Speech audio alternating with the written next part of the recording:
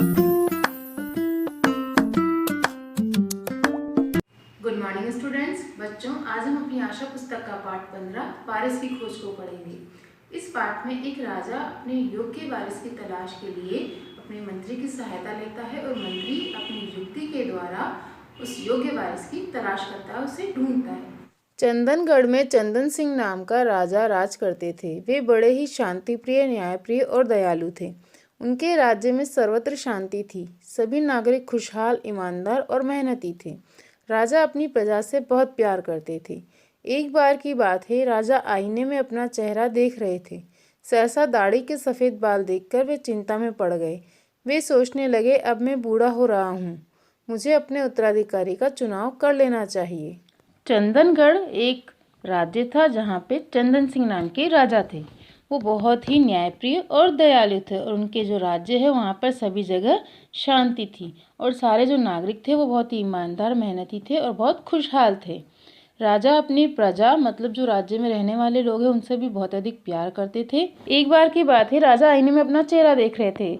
एकाएक उन्हें अपनी दाढ़ी का जो बाल है वो सफ़ेद दिखा और वो चिंता में पड़ गए कि अब मैं बूढ़ा होता जा रहा हूँ, तो मुझे अपने उत्तराधिकारी अर्थात वारिस का चुनाव कर लेना चाहिए। राजा ने अपने मंत्री को बुलाया और कहा कि अब मैं बूढ़ा हो गया हूँ और मुझे अपने प्रजा की बहुत चिंता हो रही है। राजा कहता है कि मेरे 3 पुत्र हैं और मैं निर्णय नहीं कर पा रहा हूँ कि कौन सा पुत्र है जो मेरे राजकाज को अच्छे से संभालने के लिए उपयुक्त अर्थात सही है।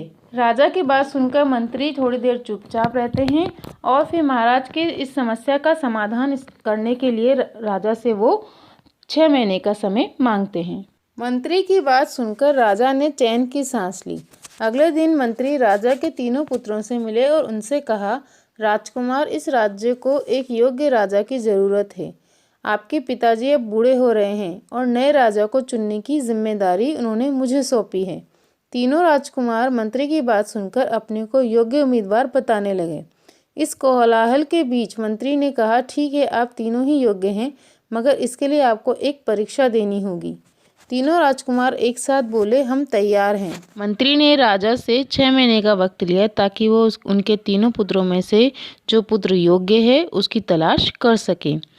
इसके लिए मंत्री ने राजा के 3 पुत्रों से मिले और उनको कहा कि आप में से जो योग्य राजकुमार है वही राजा बनेगा, क्योंकि अब आपके पिताजी बूढ़े हो गए हैं और राजा ने ये नए राजा को चुनने की जो जिम्मेदारी है, जो जवाबदेही है, वो मुझे सौंपी है।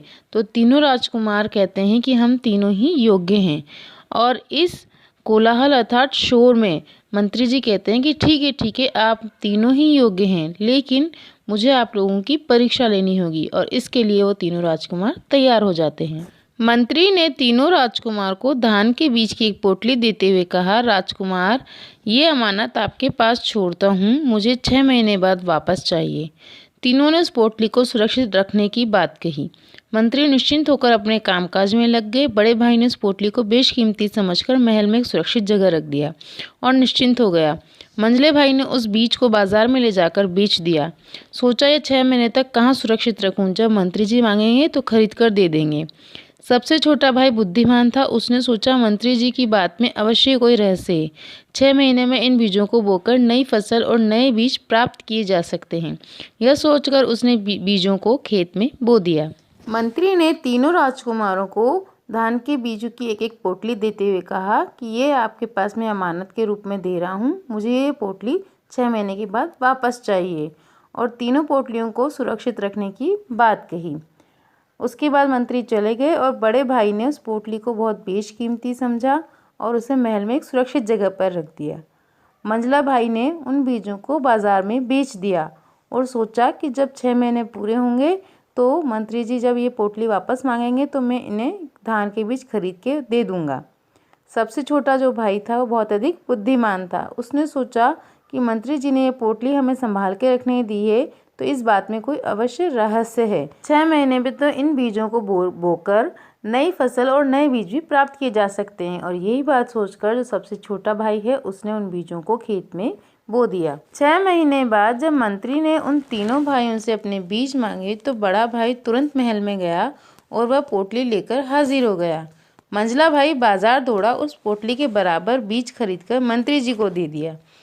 जब छोटे भाई की बारी आई तो उसने बड़े ही नरम स्वर में कहा, मंत्री जी, मैंने बीजों को खेत में बो दिया है, अभी वह फसल रूप में है।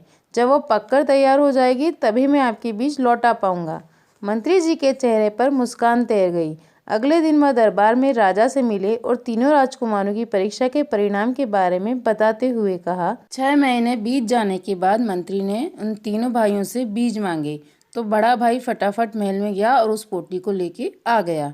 मंझला भाई बाजार में गया और फटाफट वहां से वो पोटली के बराबर धान खरीद कर लाकर मंत्री जी को दे दिए। जब छोटे भाई की बारी आई तो उसने बताया कि मंत्री जी, मैंने उन बीजों को खेत में बो दिया है और अब वो फसल के रूप में है। जब वो पककर तैयार हो जाएंगे तब मैं आपको बीज वापस लौटा दूंगा। मंत्री जी सारी बात जानने के बाद अगले दिन राजा से दरबार में मिलते हैं। महाराज, छोटे राजकुमार बहुत बुद्धिमान हैं। उन्होंने अपनी बुद्धि का सही प्रयोग कर बीज को जमीन में बो दिया। अब नए अनाज तैयार होने वाले हैं। राजकाज भी वही कुशलतापूर्वक चला सकते हैं। अब आगे आपकी इच्छा। मंत्री जी, आपका निर्णय बिल्कुल सही है। आप छोटे राजकुमार के राज्याभिषेक की तैयारी कीजिए। मैं अब अवकाश लेना चाहता हूँ। राजा ने अपना निर्णय सुना दिया। सच ही कहा गया है, परिश्रम, बुद्धि तथा दूरदृष्टि ही व्यक्ति को महान बनाता है। मंत्री जी यह जानकर अगले दिन राज दरबार में राजा से मिलते हैं और उन तीनों राजकुमारों की जो उन्होंने परीक्षा ली उसके बारे में बताकर उसका परिणाम बताते हुए कहते हैं कि जो आपका सबसे छोटा राजकुमार है वो सबसे अधिक बुद्धिमान है और उसने अपनी बुद्धि का सही प्रयोग करके बीज को जमीन में बो दिया ताकि अनाज तैयार हो जाए और वो इसी प्रकार से वो राजकाज भी कुशलतापूर्वक चला सकता है। तो आपको सबसे छोटे बेटे को ही राजा बनाना चाहिए। तब राजा कहता है कि मंत्री जी, आपका निर्णय बिल्कुल सही है। आप मेरे छोटे राजकुमार के राज्याभिषेक की अर्थात उसे राजा बनाने की तैयारी कीजिए। राजा ने अपना निर्णय सुना दिया। इस प्रकार मेहनत, बुद्धि और दूरदृष्टि के द्वारा व्यक्ति महान बनता है। अतः हमें कोई भी काम छोटे राजकुमार की भांति सोच विचार कर करना चाहिए। बच्चों, ये अब हमारा पाठ 15 वारिस की खोज पूर्ण होता है। आप इसे एक बार फिर से पढ़िएगा। आज के लिए इतना ही। Thank you. Have a nice day.